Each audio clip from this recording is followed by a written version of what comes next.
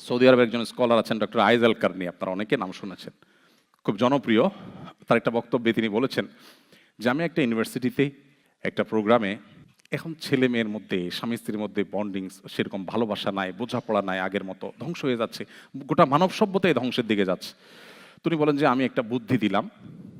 অনেক দিন পরে ওরকম একটা অনুষ্ঠানে আমরা জিজ্ঞেস করলাম আমার এই বুদ্ধিটাকে অ্যাপ্লাই করেছেন কিনা। একজন বলে আমি করেছি, খুব ভালো ফল পেয়েছি। বুদ্ধিটা কি? উনি বললেন যে বাসায় ঢোকার পর লাইটের সুইচ বন্ধ করে দিবেন এবং ওয়াইফকে বলবেন যে দেখো, লাইট একসাথে দুইটা থাকার কোনো মানে নাই। তুমি থাকতে আবার এখানে লাইট জ্বলবে, অপচয় কেন করব? এটাই তো যথেষ্ট। শরবত বানায় নিয়ে আসলে বলবেন খবরদার চিনি দিও না।